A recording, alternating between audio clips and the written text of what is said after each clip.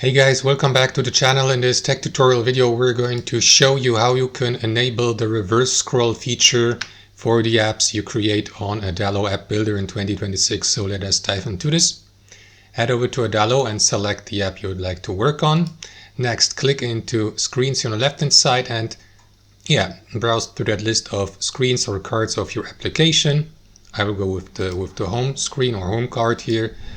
Next, once you have clicked into it, here from that menu, what you want to do is collapse the components menu and instead enable the edit styles menu by clicking to the pencil icon here. Scroll all the way down and the lowermost option will be reverse scroll. You will see that switch here to the right. Enable it to turn on reverse scroll so that your app visitors or yourself may use the reverse scroll feature once your application has been published. And that's how it works, guys. Thanks for watching. Hope you enjoyed it, got some value from it, and we'll see you next time on our channel.